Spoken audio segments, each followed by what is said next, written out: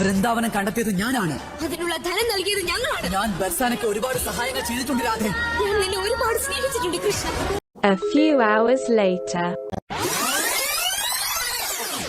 അർജുന്റെ ബൈക്ക് ഈ നാളുകളിൽ അവിടെ ഈ പറഞ്ഞ വ്യക്തിയുടെ വീടിനടുത്ത് ഒരു വർക്ക്ഷോപ്പിൽ നന്നാക്കാൻ കൊടുത്തിരുന്നു. പക്ഷെ ഇപ്പോ അത് അർജുനായിട്ട് നന്നാക്കാൻ കൊടുത്ത് അവരുടെ വീട്ടിൽ വെച്ചെന്ന് പറഞ്ഞിട്ട് അവരതിനെ സംരക്ഷിക്കുക. യൂട്യൂബ് ചാനൽ വന്നതാണ്.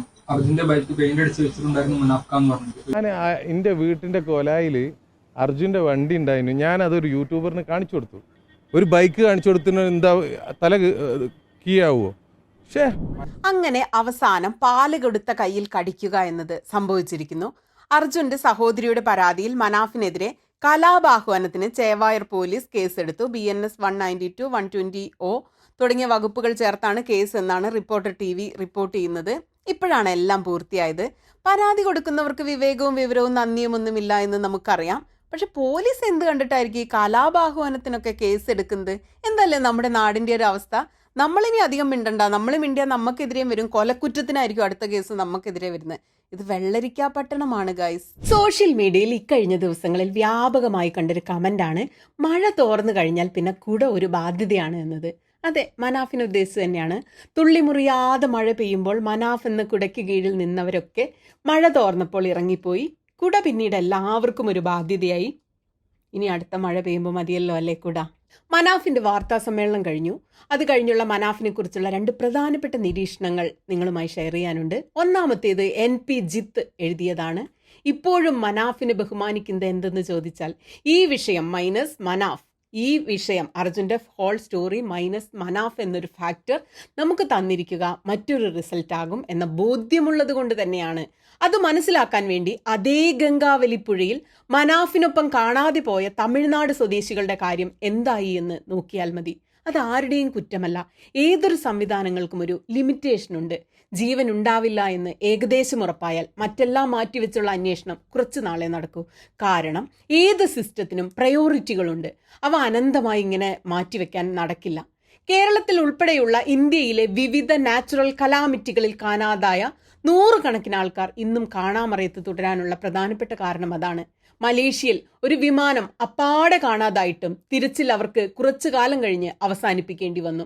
അവിടെയാണ് മനാഫ് ഫാക്ടർ വർക്കായത്. സിസ്റ്റത്തെ പ്രകോപിപ്പിച്ചും കലഹിച്ചും സോഷ്യൽ മീഡിയ പ്രഷറിട്ടും അയാൾ തിരച്ചിൽ നിർത്താതിരിക്കാൻ വേണ്ടി ശ്രദ്ധിച്ചു.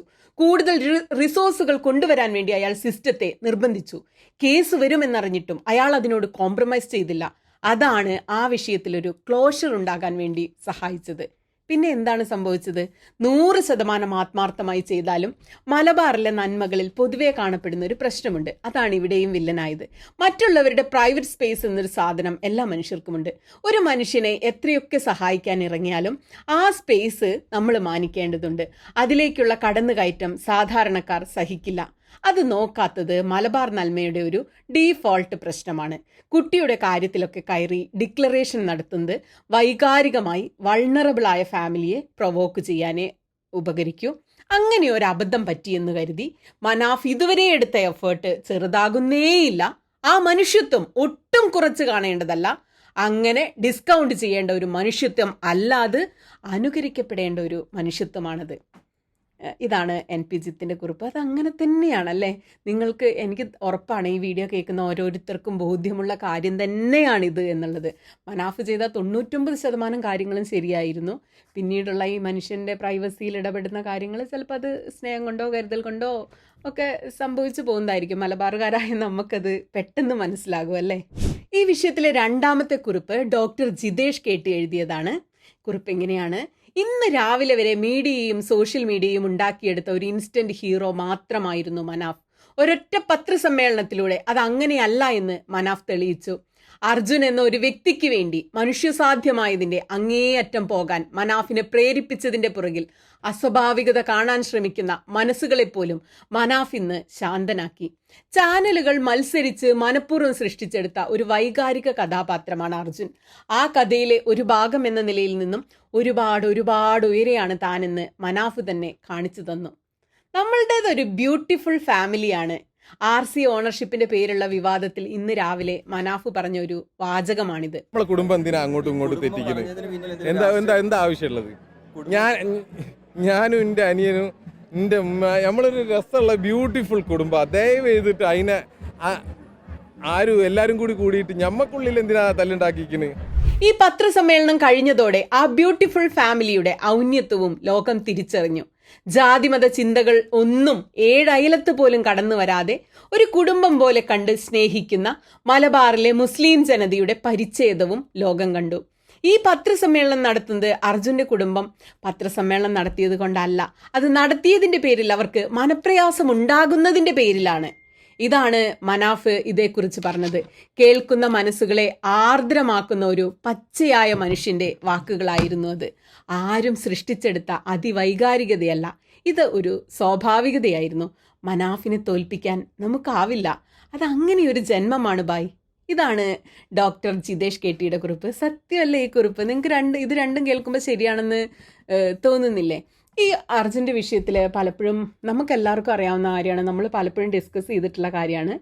ഒരു മനുഷ്യനെ നമ്മുടെ ജീവിതത്തിൽ നിന്ന് പെട്ടെന്ന് ഒരു ദിവസം കാണാതായി കഴിഞ്ഞാൽ, ഇപ്പം നാച്ചുറൽ കലാമിറ്റിയോ പ്രകൃതി ദുരന്തം അങ്ങനെ എന്ത് സംഭവം കൊണ്ടോ ആവട്ടെ, ഒരു മനുഷ്യൻ പെട്ടെന്ന് ഒരു ദിവസം അപ്രത്യക്ഷമായാൽ ജീവിച്ചിരിക്കുന്ന മനുഷ്യർക്ക് ഒരിക്കലും ഒരു മനസ്സമാധാനം കിട്ടില്ല.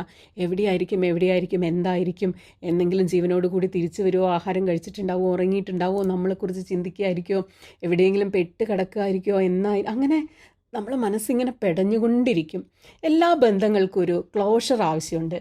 ഇങ്ങനെ കാണാതാകുന്ന ബന്ധങ്ങളിൽ ഇപ്പോൾ അർജുൻ്റെ ആ ഒരു ശരീരം തിരിച്ചു കിട്ടി, അത് വീട്ടിൽ കൊണ്ടുവന്ന് ഓരോരുത്തർ അവരവരുടെ വിശ്വാസം ആചാരപ്രകാരം അത് അടക്കി കഴിയുമ്പോഴാണ് അതിനൊരു ക്ലോഷർ ഉണ്ടാകുന്നത്.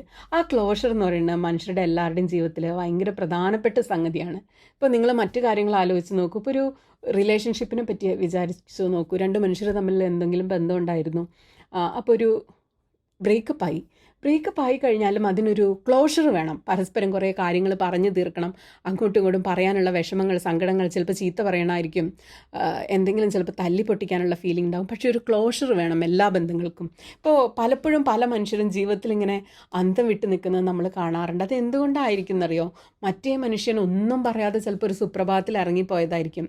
അപ്പോൾ ഈ മറ്റേ ആൾക്ക് അറിയില്ല എന്തിനാണ് എന്നെ ഉപേക്ഷിച്ചത്, ഈ ബന്ധം എന്തുകൊണ്ടാണ് ബ്രേക്കപ്പ് ആയത്, എൻ്റെ അടുത്ത് എന്തെങ്കിലും തെറ്റ് പറ്റിയോ. അപ്പോൾ ഈ ക്ലോഷർ എന്ന് പറയുന്നത് എല്ലാ മനുഷ്യർക്കും ജീവിച്ചിരിക്കാൻ ഭയങ്കര അടിയന്തരമായി വേണ്ട ഒരു കാര്യമാണ്. എന്താണ് സംഭവിച്ചത്, ഒരു ക്ലാരിറ്റി വേണം. അപ്പോൾ അത്തരത്തിലുള്ള ഈ ഒരു ക്ലോഷറിന് വേണ്ടിയാണ് മനാഫ് ഇത്രയേറെ പരിശ്രമിച്ചത് എന്നതുകൊണ്ടാണ് ഈ മനുഷ്യരൊക്കെ മനാഫിനെ ഇത്രയേറെ പുകഴ്ത്തുന്നതും സ്നേഹിക്കുന്നതും ഹൃദയത്തോട് ചേർത്ത് വയ്ക്കുന്നതും എന്നാണ് എനിക്ക് തോന്നുന്നത്. കാരണം എല്ലാ മനുഷ്യർക്കും മനസ്സിലാകുന്ന ഒരേ ഒരു വികാരമാണിത്. ബന്ധങ്ങളിലെയും വ്യക്തിബന്ധങ്ങളിലെയും ഒക്കെ ഒരു ക്ലോഷർ എന്ന് പറയുന്നത്. അത് കിട്ടാത്ത മനുഷ്യർ ശരിക്കും അനാഥപ്രേതങ്ങളെ പോലെ അലഞ്ഞു തിരിഞ്ഞ് നടക്കും. ഇപ്പോൾ ഞാൻ ഈ കേൾക്കുന്ന ആരെങ്കിലും ചിലപ്പോൾ നിങ്ങളുടെ ജീവിതത്തിൽ നിങ്ങൾക്ക് അങ്ങനെ അനുഭവം ഉണ്ടാവാം. നിങ്ങളുടെ ജീവിതത്തിൽ നിന്ന് കാണാതായ ഒരാൾ, അല്ലെങ്കിൽ നിങ്ങളുമായിട്ടുള്ള റിലേഷൻഷിപ്പിൽ നിന്ന് ഒന്നും പറയാതെ ഇറങ്ങിപ്പോയ ഒരാൾ, മനസ്സമാധാനം കിട്ടില്ല, ഇരിക്കാൻ പറ്റില്ല, നിൽക്കാൻ പറ്റില്ല, ആഹാരം കഴിക്കാൻ പറ്റില്ല, സ്വസ്ഥത കിട്ടില്ല, മൂവ് ഓൺ ചെയ്യാൻ പറ്റില്ല, അടുത്ത റിലേഷൻഷിപ്പിലേക്ക് പോകാൻ പറ്റില്ല, ഭയങ്കര പ്രശ്നമായിരിക്കും. ഇയാൾക്ക് എന്ത് സംഭവിച്ചു, എൻ്റെ അടുത്ത് എന്ത് സംഭവിച്ചു എന്നല്ലേ.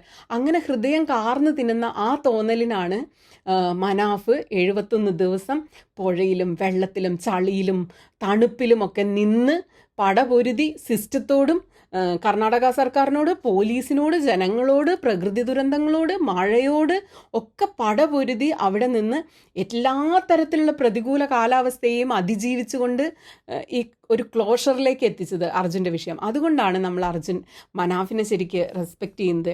ഇപ്പോൾ അർജുൻ എന്ന പേര് പറയുമ്പോൾ നമുക്ക് മനാഫിനെ കുറിച്ച് സംസാരിക്കാതിരിക്കാനേ പറ്റാതെ വരുന്നത് അതുകൊണ്ടാണ്. അർജുൻ്റെ തുടക്കം എവിടെയോ ആയിരിക്കാം, അർജുൻ ഏതോ ഫാമിലിയിലെ ആളായിരിക്കാം. ഇപ്പോൾ മനാഫിനെ കുറ്റം പറയുന്ന അവരാണ് അർജുൻ്റെ കുടുംബം, അവരാണ് അർജുൻ്റെ ഫാമിലി, അവരാണ് അർജുനെ ഓൺ ചെയ്യുന്നത്. പക്ഷെ അർജുൻ്റെ വിഷയത്തിൽ ഒരു ക്ലോഷർ ഉണ്ടാക്കിയത് അത് മനാഫാണ്. അതുകൊണ്ടാണ് മനാഫിനെ നമ്മളൊക്കെ ഇത്രയേറെ റെസ്പെക്റ്റ് ചെയ്യുന്നത്.